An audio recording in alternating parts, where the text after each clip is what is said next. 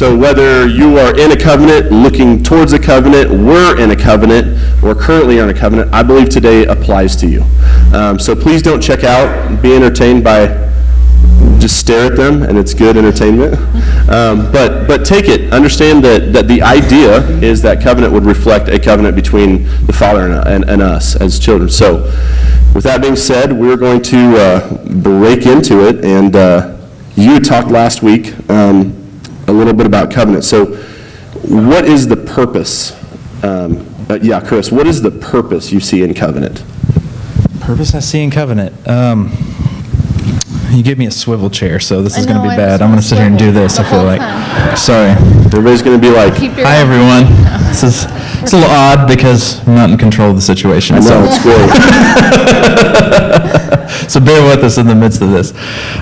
Sorry, so the question again was like, what is the purpose of covenant? Yeah. Okay. I think you really see in Scripture the purpose of covenant is ultimately the explanation of a loving Father, a loving God. And a willingness to come into relationship with His people. You know, you think about it. It's not from God's point of view. I feel like it's not necessary for Him to have to promise because He's good.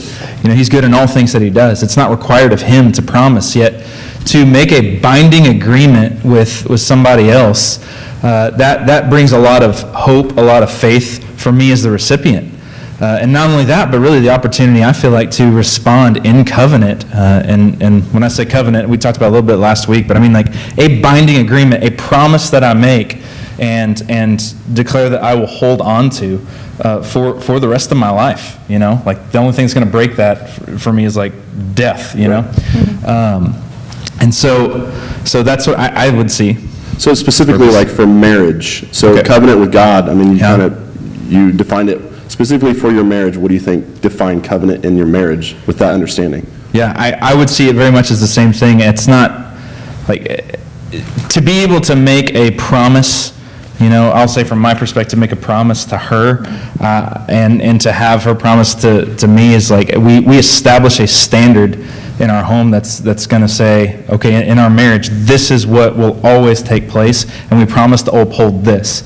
So it's not contingent on what I feel based upon that day. It's not contingent upon what you feel on that day. Right. We don't just change our minds one day because we make a covenant, an agreement to one another that we believe is binding. Yeah. So, Yeah, you guys are being scored on these answers, so at the end, I'm just kidding. So last week, and this is kind of for both of you, but last week, Chris, you kind of highlighted this idea of romanticism, that the world is trying to sell us a romantic definition of covenant. Why do you think they're trying to sell us that, and what do you see as like the breakdown of that? What is that really? Yeah, I really believe that what we see in our culture is evident. I think it's been around for a while, but it's just very elevated nowadays. It's this idea of romance is I basically have to guess what you're thinking. I have to I just got to know. I got to be over the top in everything I do. And that in a means it would be the definition and foundation of our marriage. Like that would have to be the case. And so when I fail at that, it would equal our marriage is not good. Right? Yeah. Rather than, and it also takes away, I think, the idea that you could have romance in there, because if that becomes the definition, you're always pursuing that. You're pursuing a feeling. Yeah. And it really, it's very selfish. Because it puts a requirement on her that you have to fulfill something in me that I may not even know that day what I'm wanting to be, you know. I may be up for debate today on what I'm moody about, you know. Please tell me y'all can relate to that. I'm being vulnerable. I can't. No, yeah. You know, I think we all have days where it's just like you have to fight with your mindset, and so if you require your partner to just meet the need of that, that's awfully selfish. And so you have to meet what I require of you, and then the same thing of if I'm having to meet this in you consistently, then it's no wonder you would see burnout, you know? Because it doesn't satisfy. And when you ask that question, I immediately think, why do we try and romanticize it? Because it's easy and it's doesn't require work. Like, work in the beginning when you have all the feelings and the tingles, that's great, but then that's not long-lasting, and you're just continually about pleasing yourself, or even pleasing how I think you want to be pleased, but it's not that case all the time, And so I would say it's because it's the easy way to do it. It's true marriage and true walking out in the covenant actually takes work, and that's not without reward. That's great. So with the understanding that, this romanticized, this tingles thing is not necessarily what we're after, how do feelings, because we all have feelings, how does that play in this covenant? What does that look like? I mean, without shutting feelings off, what does that look like? Do you have feelings? You both can answer it. Because you still have feelings, yes? Yeah. Yes. Yes. Okay, good. Maybe they don't. I don't know. So I can say what I want. They don't care. Yeah, there's feelings, and then there's also... Sorry, what do we mean by feelings? Like, When I say feelings, I mean, I guess a better question is, do you still, get excited to see each other? Yes. Okay, good answer, Chris. So feelings, you talk about romanticized feelings as feeling like, oh, I'm just over the hills in love with you. And what I don't want to cast out is like, well, that just dies and we have no feelings for each other. So feelings still play. But I guess a better question is, what is your governor of your feelings now? Because are you giving way to your feelings? Because the reality is, are you ever irritated with Chris? Well, sure. And Chris, are you ever, so what did, Yeah. No, I'm never. Yeah. So feelings in that capacity, what do you do with those feelings? And do feelings happen still in covenant? I interrupted you, so go ahead. I think this is a big one for me personally, because I have been learning and continuing learning throughout my life that my feelings are not inherently bad and I need to squash them down, or they're not my God and I need to just make decisions completely based on my feelings. But they are to be submitted. And in the same way, I would submit a feeling or a thought to the Lord, I think a governor in our marriage, and something that Chris personally is very good at, and I personally struggle, but seeing the goal of, hey, I am feeling this way, is this true or not? And I think being open and vulnerable, and recognizing too, there's a basic distrust of all the feelings that I have. I'm not going to, my goal is not to receive the romantic feeling or the disappointed feeling or the irritated feeling at face value, but really question it and ask, is this good? And my one flesh comes alongside and says, no, and here's why. Here, let's point you to a better one, or, yeah, that's warranted, let's work through that. Whether it's frustration with the kids or the home, he comes alongside and helps put those feelings in perspective. So that would be... Yeah, I like the way you phrased the question is what's the governor of the feelings? And I think what that implies is that there needs to be a governor for the feelings. Because otherwise, if it's, the Bible talks about it's our flesh. If that's our governor, it's kind of up for debate that day based upon what you feel. But I think the Lord, and I've learned this especially, is, it's a shocker. We're wired differently. We are not the exact same person, but together we're one person. Hard to believe. And so there are times that she brings the feeling aspect, or I don't want to just.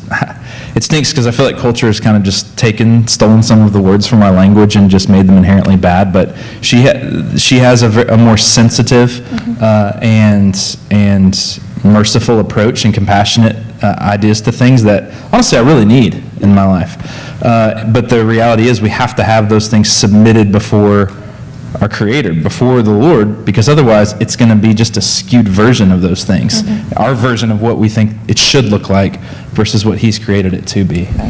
That's good. Can you kind of elaborate on that?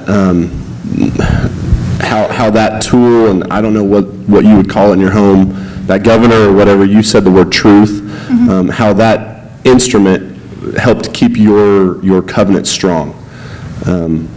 Even in months, and you don't have to get into details yet, but in the midst of disagreements Yet and is what you just yet. But what that aspect is, what did you guys title that, and what are you for in your covenant? I will say this, I'm going to jump, because this is something that Chris did in our home, and it made a massive, massive, massive difference. And I think if you don't have a spouse, it makes a massive difference if you are decided on this one thing, and that you are about truth in your home, and you do not tolerate sin, because God does not want to tolerate sin in us. He's constantly uprooting what he did not plant, constantly, and so it was about, 5 or 6 years ago that Chris sat down in the living room, and he was like, he was vulnerable, and he wanted to really step in as a leader because he believes that's what the Lord put on him. And he said, I commit to you that I'm not going to be about sin, and I see my role as really coming alongside you and helping you, and we're going to sharpen one another, but know that our goal is to be about truth. And so that phrase, the tool in our home, is going back to that time when he led our home and saying, we're not going to be about ourselves.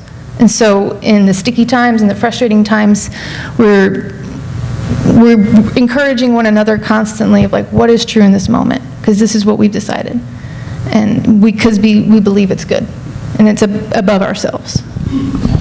Yeah, so can you, Chris, kind of talk about, and maybe this is just me and I'm telling on myself, so can you shift our perspective maybe more as men, but I think we all struggle with what you're saying about truth. The opposite would be, or maybe not the opposite, but a selfish desire would be to be right and the other person's wrong, or to be somewhat arguing from a place of I'm right, you're wrong, and the difference between that and truth. Yeah. It's something, in all honesty, I felt like I saw in my own home growing up. It's something I watched I grew up from a family that we talked about everything. I mean, it was just everything. I did not. We'll get to that later. Everything was out on the table for us. I mean, at lunchtime, I remember going to my grandparents' house, and I mean, it took maybe 10 minutes before my uncle or my dad got into a disagreement with my grandparents. I mean, it's just kind of just what it was. But I remember in those moments, like my dad just always being like, it's like all they want is just to be right, and they throw all reason and logic out the window. And I remember in that moment of like the importance. I can't tell you why it wasn't like a teachable moment. I was overhearing him telling my mom this in the backseat of the car. And I just remember recognizing like, is the goal of a disagreement or the goal of a discussion to be right, or is it to be true? Because if my goal is to be right and her goal is to be right, and we disagree on what is right, we're never going to get anywhere. Like, we're never going to come into an agreement, and we can't go forward at that point. But if we have something substantial, a goal that we're trying to get to, that would be what is true, then we're both pursuing the same thing, although we may have different perspectives on how to get there, right? And so that I feel like has been really paramount in our marriage, is like, and it's sometimes where it's like, all right, the voices are starting to elevate, like I'm starting to notice we're getting at different ends of the room, So, but that you're literally like, okay, right now, what's our goal? Are we trying to be right, or are we trying to be true? And so I feel like that's a coin phrase in our home. Yeah. And so it's like, I have to be really careful in that, I think a lot of men could identify with this as well. But the idea of like, I'm just going to tell you what's right and you need to just do it. Like that's in that moment what you feel like needs to happen. But the reality is, if you're trying to be right, you may not be focused on what's true. Yeah. And so it's trying to just bring that focus back around to this idea of like, okay, what is true? What's our goal right now? Because our goal is not to fight. Our goal is not to disagree. Our goal is to come into agreement. What is the disagreement, and what's truth about that agreement? And so that means you never have disagreements. Never. Good. Good. There's always birds chirping in your home. So then, this is kind of for Chris. So are there times, and I'm going to use this word first because for understanding purposes, then we'll shift. Are there times where you need to correct/sharpen your wife? Correct for understanding what sharpening means. I don't like the word correction, but I think everybody has an understanding. So you could even use that to correct the definition, and then talk about, I wanted to say, have there ever been times where you sharpened your wife? And people be like, what does that mean? So are there ever times where the Lord has shown you something to sharpen your wife in? You don't have to give an illustration yet. Is time up yet? Yes, I mean, in short. You don't have to get into it yet. Do you want me just to say yes? Sure, yes. Oh, well, yeah, I think the word sharpen is great. That's what I wanted. I think that's the point in the midst of it, you know, like, I take it very seriously, when Paul talks about, like, the role is that a husband is supposed to take on the same role that Christ says with the church, and that you wash your spouse with the water of the word, you know? And so the importance of sharpening, I think where we all giggle is because culturally, there's kind of this political incorrectness of, well, you're not supposed to ever tell anybody that you think something is wrong with them or in them.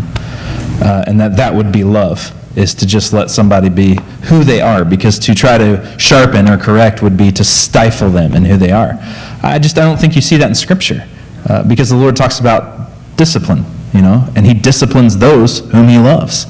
And discipline means teach or sharpen, you know, and so it's not this overbearing, I'm trying to conform her into this image that I think she should be, but it's a washing with the water of the word. There's a standard, there's a truth that we ought to both be pursuing, and I would say it's reciprocal, you know, and that's maybe the next question. So. Yeah, before I got stoned, that was going to be my next question. Kayla, have you ever sharpened Chris? Yes. She's shorter with words than you are. So, and you kind of defined it in that sharpening aspect.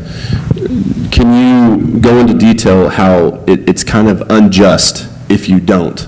Being that you guys are covenanted one, it's kind of an unjust idea to not call to excellence the other half. You can talk on it because he talked, so. Okay. I would say it's not only not just, it's not loving whatsoever. Because if I see my husband fall in a ditch, I'm like, well, you just fell in that ditch, I'm sorry. We use that example a lot. We do. Most often it's on the other side. But you know, if he sees me in a ditch and he's just like, wow, you fell in that ditch, that's crazy, I'm just gonna keep going. Like, that's not showing me love. That and it really, this is really good. Lately we've been talking about this. It really hurts himself. Because if he doesn't come alongside me and help me see what is true, we're one flesh. And if I tank, he tanks too. And in the same way the Lord tells men to love their wives as themselves, he is not doing himself any good. He's not loving, one, he's not obeying, and two, he's really just setting himself up for failure. Because, and in the same way, if he tanks and I don't address it, I'm either blinded by my own selfishness or I just don't care. And that's not, one, that's not okay, that's not loving, and two, that's not the covenant that I agree to, you know. That's good. So, Can I have 30 seconds for a response? You've got 25. Thank you. No. I love the analogy of the ditch, and I've been thinking, it's really funny, like, we're kind of having Because you're romantic. a discussion. We're in a discussion in front of you, because we use that example of the ditch a lot, but I think it's a perfect example, because what you just said is like, that's all based upon the covenant we have. Right. And the reality is we're walking on a path essentially tied together. Yeah. So if you fall into a ditch, I'm going in with you. Like, there's nothing I can do. So, like, it would not be good for me to just be like, I guess you're going to go in that ditch, because I'll be following right after with the covenant. So I like good. the analogy. It's a good parable. That's good. So, Kayla, kind of a follow-up. For females, I'm not, and I'll pose this question to Chris in a similar way. Being the wife of this covenant, what are some things you have to tell yourself, unless you're just like, man, he's the easiest guy to rebuke, it's just great. I don't know. But what are some things you have to remind yourself, or tools that you use when you see something the Lord has shown you to sharpen Chris in? What are some of the strategies you use in going into that sharpening? Kind of maybe a little advice. Yeah. One, there has to be a pretty big examination on my part of, like, why am I saying this? Is it because he's doing something that I don't agree with, or is he doing something that's truthfully not good and hurting him? And as the wife, I have done both. Where I've been in the side of the ditch that's like, you're okay, you just do what you want to do, which is not good. Or being very abrasive or abrupt, which is not good either. And it's just not appropriate, because you speak truth in love. And so I will say for us and our marriage, it's not, Chris actually is like easy, because he will talk to me. He's always very willing to say, like, am I okay in this? You know, he examines himself quite a bit. And so if there is, you know, anything that he allows me to be a part of his own process. And so I feel very invited in to speak into his life, which I think is a big part of that. So he has set me well up for success. You're just great. So, Chris, kind of a follow-up question, maybe two-parted. As a husband, as the position the Lord has put you in this covenant, talk to us about the mindset you take in receiving that sharpening from your wife, and then also talk about the mindset of giving or bringing about sharpening to your wife.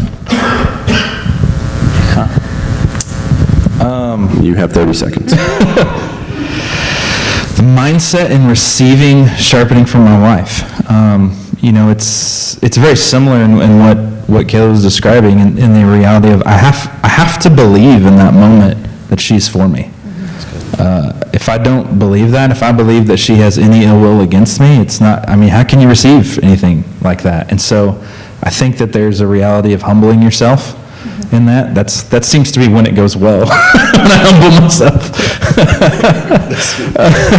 You know, and just recognizing, at the same time, you know, being willing to come alongside and examine it with her in truth. But the beauty is, in coming with the intention to sharpen me, it will then shift my perspective oftentimes of, like, you're right, we need to be looking at this from truth.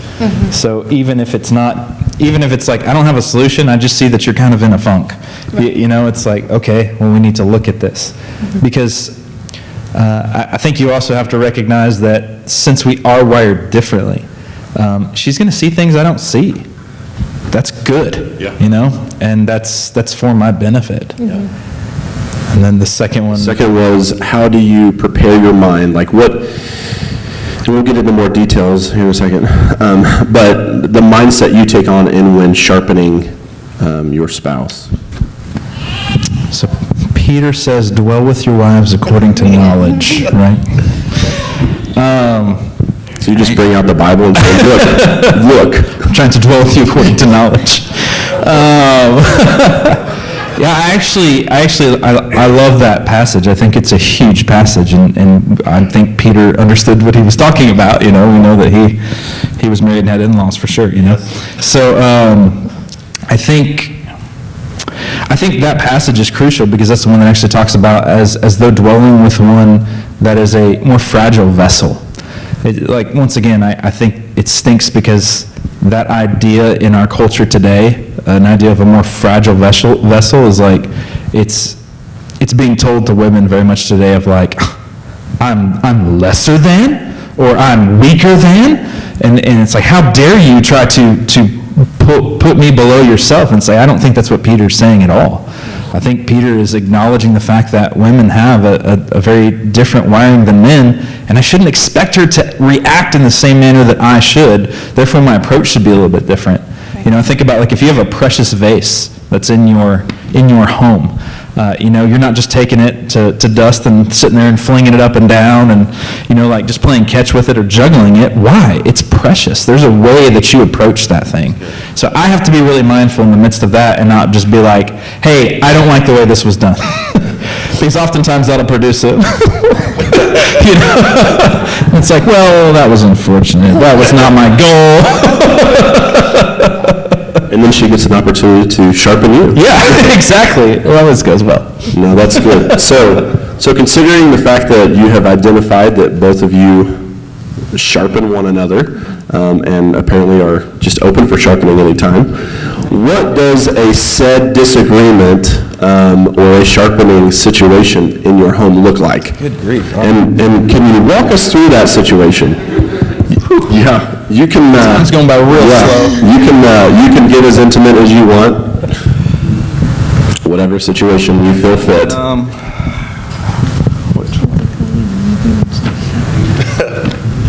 That is good. Yeah. Okay, that's right. That one went well. That's good. I feel like everybody can identify with this. Keeping a clean home. Yeah. We'll just throw that out there, right? I think oftentimes, oh man. So tell me the question again. I want to make sure I answer the All right, question. considering sharpening on both, what does a disagreement or a sharpening session, a discussion of sorts, look like in your home? Okay, so the way that our home is set up, I typically, I'm working in the office or I'm studying somewhere, and so Kayla loves and I believe is designed. She very much loves staying I in want to be our the home. manager of our home. Yes. Yeah, she's the manager of our home, right? I write out half my paycheck to her. Yes, you did. Yeah. That was. It's not enough, yeah. But yeah, she tends our home, and so she spends a majority of her time at the home tending that. She homeschools her kids, and so a lot of that is towards that. So oftentimes, a conversation can happen when I come through the door at the end of the day, and there's just like a lot of stuff on the ground. And that goes back a little bit too, and how just raising is a little different. Sure. Did you want me to? I'll get into that. You'll get into that. Wow, okay. We're really getting in depth, okay. And so it would be really easy for me, if I'm not thinking, just to come in and be like, why is the house a mess? Like, why is that there? Why were they allowed to eat here? Why were they allowed to eat this? And it's totally unfair because I've not been home for the past 9 hours, right? I told him, it was clean 20 minutes ago. Yes, we have 4 children that are 7 and under, so, and I get that. Yeah, we can't ever keep the pillows on the couch. No. They just immediately go to the floor. Yes. And so like it's just one of those things. My big deal is like, my definition of clean is when stuff's on the floor. But it's funny, I'll take it and I'll put it like on a table and it's like, we're clean, okay. And that's not right. So oftentimes I'll come in, and if my approach is not right, if I'm not centered on what truth is, I can come in and just totally blast the house. And it's not my intention to blast her. I'm not saying like you're not doing your job. I'm not saying anything to try to tear her down. I'm just making observations completely insensitive to the environment that's happening. And so I've learned I really need to be diligent to not just come in and just start criticizing the way the house looks, right? Because the reality is you're doing a lot in the midst of that. And so the approach in that, I think you tie in with what we talked about of like, okay, I need to be mindful, dwell according to knowledge. This is what's going on. And so along the lines more is there's like, how can I help? Right. Pick these things up, and sometimes that engages a sharpening, of this may not have gotten this way if we had tended it this way. Right. Notice the tone of my voice. Yes. Is that fair? No, it's What's your side of that? In terms of like what that sharpening looks like is, I feel like through the course of our marriage, it's been a mutual sharpening in that area to where you are now, because of exchanges, like seeing, okay, we do have 4 children, here's the life, here's the situation, and saying, hey, what you don't know is this actually happened today. And he receives that and is like, I don't know what he just walked you through. Like, he received that. And then I'm not standing here being like, well, I'm justified for my mess, here we go, I'm fine. No, he actually comes alongside and helps me with the mindset of how I tend my home. And so I feel like that is a conversation that continues to happen, and it continues to become a shorter conversation and a more, direct. Like, he sees the value of what we're doing in the home and knows, okay, I'm not expecting it to be 100% spotless, but he is looking for a standard, because I do believe, even with 4 children, like, the home needs to be well tended, because he tends to us perfectly, so I can do the same. That's so good. that was a mutual. Yeah, so something I just heard you say that kind of keys a question. You said a standard for your home. So obviously, everyone who's brought together, you were brought together, you had a mom and dad that raised you away, and you had a mom and dad that raised you away. So what is something that you did or have done since then that obviously you're wired different, raised different? You said the standard, so can you talk about what that looks like two homes becoming one and what is crucial for that covenant to succeed. Kind of hit on it. Which example would you use? I would say communication is a good example. Great. Yeah, so we already touched a little bit on communication. I said it's just very different. My parents were very vocal, very open, like to the point that if you didn't talk, you got poked fun at. What you doing over there? Just sitting there judging us? I mean, just very, very open. And so, you grew up a certain way thinking like, if you're mad at me, tell me, and you're like, okay, well, I'm mad because of this. And so there was this open dialogue that happened quite a bit. Kayla came from a very different background. I mean, we didn't talk. I never saw my parents arguing, which come to find out was not healthy at all. And there was never even a sharpening environment. There was no real discipline. There was no conversation. I mean, we talked, but there was no in-depth conversation. So, yeah, I'd sit at the Raven table and I'm like extremely uncomfortable. So,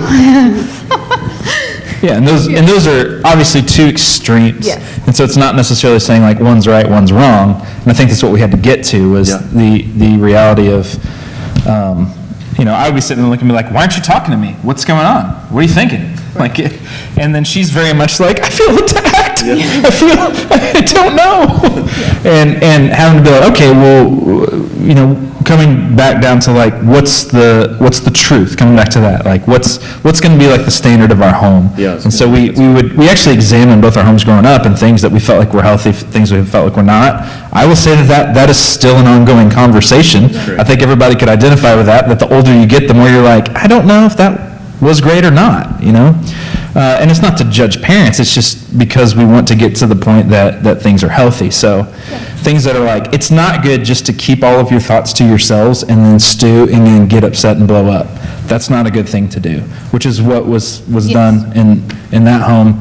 And then in mine, it's also not good to be overly abrasive and attacking, and when you disagree with somebody, trying to just impose your opinion upon them, and so there needs to be, surprising, a conversation that takes place in which you're trying to say, what's your viewpoint, what's my viewpoint, where are we trying to go? Right. That's good.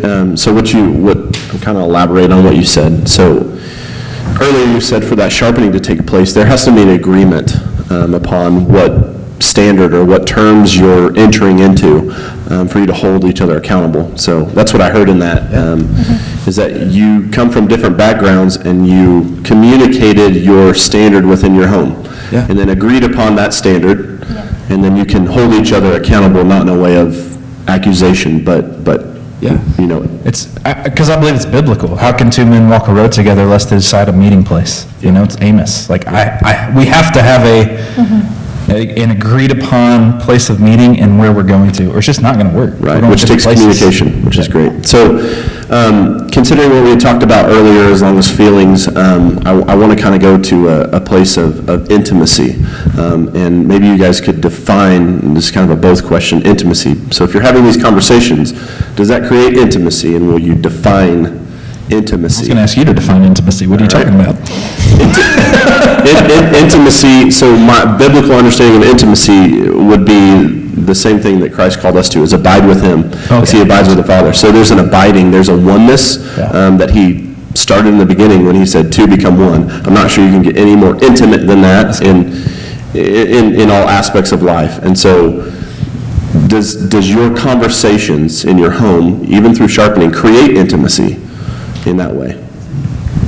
I would say yes, because you're constantly pressing on toward that goal, right? Which ultimately is like, this is the place where we have agreement and unity. Like I think the Bible actually translates, it talks about like intimacy is fellowship. It's an exchange. That's what intimacy is. It's being vulnerable with one another and exchanging with one another. And so conversation, I feel like, has to happen in order for that to be the case. Yeah, and the big word that jumps out at me in defining that is just vulnerability for me. Just being vulnerable in our thoughts and emotions and feelings. That's a big deal for me. obviously, since of the way I grew up, there was no sharing of thoughts and feelings. So absolutely, when there is sharpening, at the end of it, it's always resulting in greater intimacy. Okay, so, On that, I would also say as a man, I think that's something that's a big struggle in our culture, is like to be vulnerable is to be seen as weak. yeah, I bet if you asked every wife in here if they thought that that was the case, they would disagree. I think, if that's the case, because vulnerability brings about a recognition of, no, I'm after truth and not myself. Right. and as a man, it takes opening up, which is scary, because you feel a little vulnerable, and sharing feelings and those sorts of things only after truth. Right. So kind of following up to you, I think that not as a weaker, but as a co-partner in a covenant, can you elaborate on intimacy from a wife's standpoint, and from what I've seen in some relationships, so there's a lot of times you grab a hold of his intimacy as your fulfillment, and sometimes when he's not there, like, there's just this kind of, what would you describe as intimacy, and as a mother, as a spouse, as a daughter, as a kombucha maker, like, as the world comes at you, how do you fight for intimacy? And the definition of intimacy being kind of an important thing in that. Yeah. To fight for it, I think a big part, I think, of where I've grown into understanding the covenant and understanding my role as a wife, and, and the intimacy we share is, there are things that I can do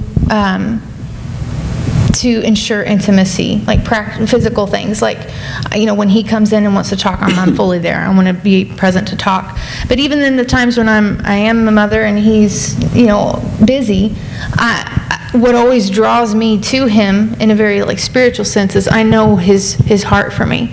And if I know he is for me and I am for him and we're both after truth, just even that practice of mindset of we are for one another, it brings about intimacy. So I would say, just in the midst of the busyness, it's just a conversation I need to have regularly in my mind, because it's easy just to go about and doing your own thing, especially if your husband's busy or away or whatever.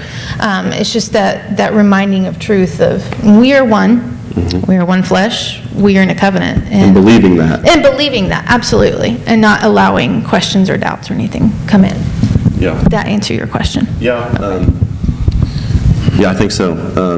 So I'm going to ask one more question, and then we can get you guys off the hot seat. So considering the covenant you guys have spoke great about, and we appreciate it, considering your covenant in marriage, how do you think that best exemplifies your covenant with the Lord? What have you learned in this that has helped you with your covenant with the Lord? Yeah, it's kind of the summary of all the questions, really. It's recognizing, he makes a promise, and you have to have faith to abide in that promise. Mm-hmm. And there are certain ways that things are supposed to work, like we talked about things like communication, and you need to have communication if you want to have intimacy. You have to abide according to certain truths instead of believing other things, which the world is constantly throwing at you. Mm-hmm.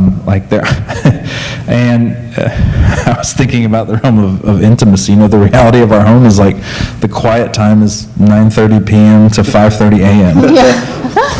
And so otherwise your conversations are going to be interrupted by mommy, what can I help you with? I'm your father, what can I help you with? Nope, mom has to do it. And so it's difficult. It's we'll have a conversation later, I guess. And so that's our lives. Oftentimes we have a lot of busyness going on. It doesn't mean you don't have intimacy with the Lord.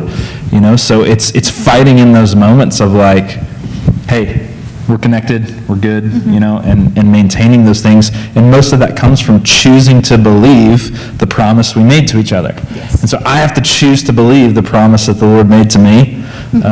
And that I need to abide in the midst of that in order for there to be the appropriate fruit. Yes. Is that clear? That's really good. It's really yes. good. It was a really big deal for me personally in my walk with the Lord. and with it comes a story, and I'll tell that in a minute. But my marriage to Chris and my relationship with the Lord, I have found is extremely similar. If I'm off in how I'm approaching him, it's a very good chance that I'm often approaching the Lord. And it's crazy how it ties. If I'm believing something about him, how he sees me, 9 times out of 10, I'm believing something off about the Lord. Because that's that picture, not that he's Lord over me, but in the same way I submit to my Father, I submit to my husband too. So all that being said, when I realized, as a woman, as a wife, that he made a decision to covenant himself with me, I, in a sense, became out of the picture. And what I mean by that is I no longer had to prove myself. I no longer had to show him, this is how great I am. He has seen me at my absolute worst days, and yet he's not going anywhere. And this was a big deal for me because divorce is literally littered in my family. There's not one couple other than my grandparents, one set of grandparents that have made it. And so I had personal questions of, he's going to see something and he's going to hightail it out of here. And when I recognized, no, that's actually not the Lord, that's not what he established in his word as marriage to be, and that's not how he works with me either. This idea that I don't even have to prove to the Lord how much I love him or what I can do for him. He is covenanted himself to me, and that is, if I believe it and I don't walk away from it, that is the reality, is I'm always going to be with the Lord and he's always going to be with me if I believe that. Yeah. And so one of those big moments for me was, this is just a funny side story, but we moved from Texas to here, and about 7 years ago, we were on our way back up to our home here in Missouri, and we stopped by a Dairy Queen right outside of Joplin. And in Texas, at Dairy Queens, you can get cherry limeades, and they're absolutely delicious. So we stopped in the one in Missouri. Amen. And he was like, I want a cherry limeade. Can you go in? I was like, yeah, I'll go in. So I went for the both of us to order, and they were like, we don't make those. What are those? I was like, oh, okay. And so I had to make a decision. What does he want? I don't. Okay. I ordered him something, and I came back in the car, and I was like, babe, I'm sorry, they don't make cherry limeades. And he looked at me, and he was like, you could probably tell them how to make it. We've seen them process enough times. You could say, get some Sprite, get some cherry juice, get some lime. Why didn't you walk it through? It's easy. Just tell them what to do. Just tell them what to do. And And he even encouraged me to go back in the Dairy Queen and do that. And I was terrified. I was like, no, I can't do that. He's an encourager. I cannot do that. And all these feelings, unwarranted, came with it of like, I can't talk to the guy at Dairy Queen. I couldn't please my husband. I didn't give him a cherry limeade. All these like insecure doubts of like my ability. It was just crazy. It was dumb. And I just was like crushed because I was like, I didn't get him what he wanted. I'm so frustrated. And I remember in that car ride, it was a pretty significant conversation. And he just kind of saw where I was at. And he was like, do you know that I don't really care about the cherry limeade, and that you could go in there and get a cherry limeade or go in there and not get a cherry limeade, and I would love you? Yeah. Like, I am for you. None of that's going to change for me. It's not about what you do. And that was just like, okay.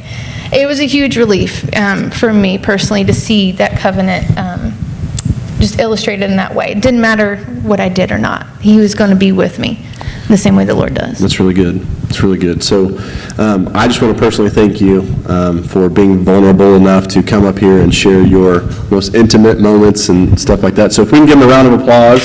Thank you guys so much for doing that, being willing to do that. I know that I truly believe that they've been given to us, church, as an instrument. I think the Lord has given them revelation on some things in that department. I know it's something they don't take lightly, and so if you have any more questions concerning your marriage, if you would love to ask them more intimate questions, I doubt it, I'm speaking for you, but I would doubt it very highly that they would refrain and push you away. They may be like, come over for dinner. Maybe a Dairy Queen giving cherry limeades. Yeah. The beauty of it is you may actually be invited to eat food with them, which is fantastic, and be able to view their intimacy while little kids are coming up. So I would encourage you to ask them any questions you may have, seek them on those things. And one another. The beauty of the body is that we're called to one another. So if there are other couples in here that you see that in, I would encourage you to seek them out. So.